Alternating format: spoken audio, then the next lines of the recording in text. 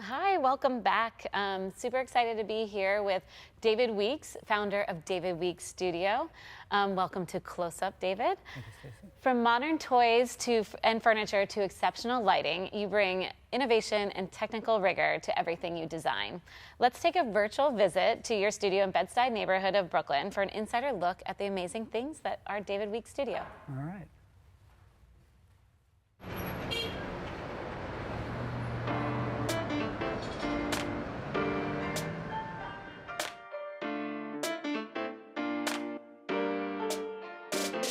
Good to see you. Thanks for coming.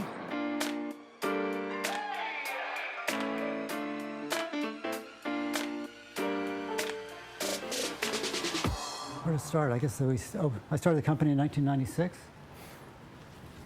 in a small studio in Dumbo with a friend. We paid $400 a month, and slowly that studio evolved. We eventually left there, I guess it's about 5 years ago now, and we had the opportunity to kind of really remake our surroundings, where we had all the spaces figured out and all the bins being the correct size and everything. It's exciting. It's a fun place to be, and it's great to have the opportunity to show you. Start with, I guess, well, we'll talk about the parts, which is what we have here on the shelves. Everything's made in the U.S., and pretty much everything we make starts from simple materials: steel, aluminum, brass, and bronze. So you can imagine this having a full circle, and then the laser cutter passes by and cuts the openings. It's nice because you can really get the subtlety. It's a sort of signature now, this very subtle, almost imperceptible curve or the softness of the line. So then we have these, but again, the line is really the signature of the studio. And the subtlety and the kind of ingenuity of getting this shape, as complex as it is, out of a pipe.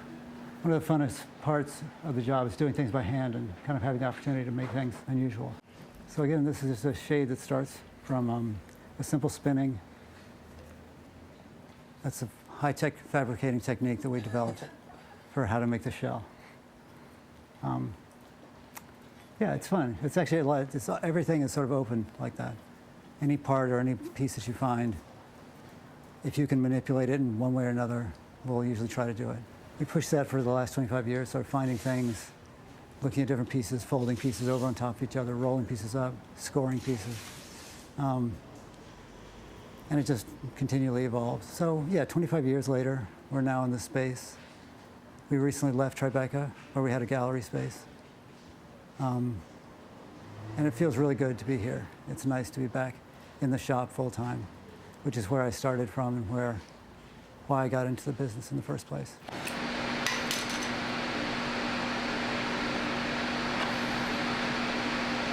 So the next thing we'll look at is a lathe, which is it's a fantastic machine that we purchased from an old Yugoslavian machinist in Soho. Is Alex. She'll be showing you the way of the machine. She took the whole thing apart at one point, which at the time I was thinking, oh my God, but then she put it all back together again. So yeah, I'll let her take it over. All right, so we're just going to be cutting a standard 1/4/18 MPS thread with a hand ground high-speed tool on a universal tool post on this Morisaki MS-1250 gear-headed engine lathe. It's going to be a real blast. 700 RPM, the tool upside down, running it in reverse. I'm going to come up on my mark, 5 thousandths. Here's our first pass. 10,000 second pass, 20,000 on the third pass. Pull up, switch to the reverse. Deburr the threads. Cross it, come in with the gauge. And there you go.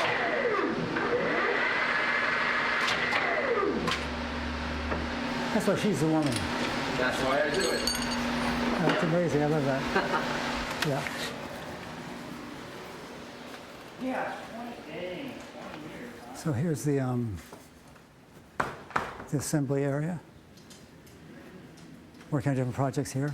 Adam's working on a cross cable. These are all yoga blocks, which is kind of nice. We want to make sure the fixtures are comfortable. Corey is checking a high pot tester to make sure that everything passes. Look at that, beautiful, as always. No. And Ryan's back there doing some sconces. So it's weird to look at it all. And yeah, it's been good. Yeah, we also left the sort of quintessential Saurus 4-tier mobile hanging up. It's just nice to see it out of context. It's fun. We built this building to allow us to make more larger pieces. This was a standard garage building. We added the skylights. The classic barbed wire came with the building. And here's the studio. Sophia and Jay are working on something. So this is the starting point, the design studio. We develop the drawings and sketches and the models. And each piece sort of develops on its own. And we kind of chase it down, the process. How long have you been working on this? We've been working on this for about 2 years. People are waiting. Alex, she developed this whole crazy mathematical equation that allowed us to balance the pieces. And we had a funny struggle near the end where we were trying to make them imperfect through perfection. So we had to trick the computers and make things off balance, even when it didn't want to. A lot of the process is organic and unknown, which requires a lot of use of material. We don't start on the computer, but we end up on the computer. These are all different prototypes and different samples and pieces that are never made it to the final version. But they all inform the final process and the final project. It's mostly where I work, where I develop small pieces and parts and just kind of figure out the raw portion of the process. Try to make trouble and make it hard for people to figure out how to make things. And again, it's still very hands-on. I've always said that I create more with my hands than I do with my head. But it's a little bit of both. And we've done enough stuff to where we have the freedom to do things we aren't sure how to do, which is hard for some people, but we've got a great crew here right now, and everyone's more than willing to take chances on processes. And this building's been a great opportunity for us to sort of spread our wings and do what we've always meant to do. So, yeah, please come and visit. It'd be great to have anyone come out and join us here in Bed-Stuy. Yeah, I'll open the gate. Wish you the best.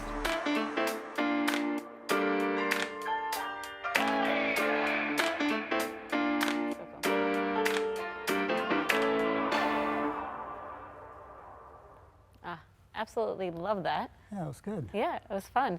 So take us back to 1996 in the 400 a month studio. What motivated you to get into design and lighting, and what were some of your earliest kind of prototypes or creations? I studied painting in art school, painting and sculpture. So I came here planning on being an artist, and I sort of stumbled into a job at Ted Muelling's, the jeweler. And that sort of changed everything. All of a sudden I had a different point of view on the process of making things and the process of selling things.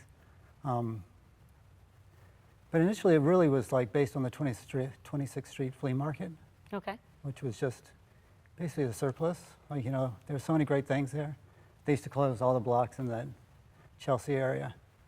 And then without the internet, there was also you're kind of in search for source material and books and everything else, just trying to absorb whatever you can get, wherever you can get it. So a lot of that was just developed. And the initial prototypes were very much what I could get parts from, or sort of modify things that I already had. So it was, yeah, I mean, primarily the initial aspect of it was really just the creation, the sort of, the unplanned, right. And then it kind of came together very nicely, culminated. And I showed the work and it was filmed. Right. And what do you think propelled the success of your studio, of you and your creations? What as a business person? What do you think has been some of the secrets to your success? I think initially it was, New York was the sort of one of the big secrets. Right. In the sense that, when I feel like when I started the business, there was like maybe 1,000 people in the design world. Right. It was so tiny. No one had gone to Milan. No one had done anything. Everyone sort of was isolated here, thinking it was the greatest design community in the world. And Italy was there, just laughing at us. But yeah, the secret sauce, talk's very secret. No. Yeah. It's I think people got the word out that that people started using me for things, and it's a great city for that. Like if you can do one thing, then everyone wants to hire you to do something else, or Right. going to use you for any sort of projects they have happening. Right. And I love how you said handmade equals fun. I feel like just watching you and being able to, you can just see you tinkering and playing with different materials. What is your favorite part of the process, and how do you continue to find inspiration? I think the fact, like working with your hands, is like you can't know as much. Right. Like with your head, you're like, I'm trying to make this thing. But I feel like over the years, it's become much more common to be, just to sort of do, like bend something and see what it does, or bend it over something else. And then just started getting a sense of materiality. And just coming up with tricks. It's just observation, really. I think anybody who researches a discipline will find that they, just after experience, you'll know that one thing will do this, but the other thing won't. Right. So it is fun. I'd say, yeah, freeing as much as the fun. Right. And you can see how much you love your team, and it's such a collaborative effort, and everyone has a different role, it seems, but they all kind of work together in a really great way. How have you led this team throughout this pandemic, and kept them moving forward, and inspired working on a project for 2 years that comes to fruition? I don't know how they did that. No. No, it's great. The crew's been fantastic. I love that Alex on the lathe there. Yeah, He that comes was great. spieling off all the technical information. It's just so great to find, the artistic savant. Right. That's a great machinist. And everyone there has been with me for a while, so it's really been a dedicated crew. And the crisis has been hard for everyone, clearly. But strangely enough, most people live around the studio. And the studio is pretty big, and we can close off sections. So they were as involved with the organization as anybody, Right. as far as sort of picking up, we'll come on Mondays, the other crew will come on Tuesdays. So we just sort of split it up and made it work. That's great. And just for the audience to know, do you do your own lines as well as custom? Is it kind of a mix of, a David Weeks original plus custom for customers? And how do you kind of manage between the two? It's kind of become all the same. Okay. It is like, there are definitely designs, there's many 50, 60 styles we have. And which has been, good and also exhausting to keep in stock. Yes. But yeah, I think the actual making of it is by hand per se, because we do make every piece. But it's sort of like the artistic manufacturing. It's funny that we're using all the right equipment and all the fancy tools, but we're making things by hand, Right. which it's a little bit Antiquated, but but at the same time, I think that's what makes your pieces so special, right? And what attracts people to them. Yeah, no, I think you can feel it. It doesn't look, because again, like I was saying that last set when we were talking about the 2-year project we've been working on, there was a point where we made it and it was all like, oh, it's all perfect. Oh, what a bore. That was such not a disappointment, but we had to sort of make it off center and stuff to give it a little quality or give it something unexpected. Right.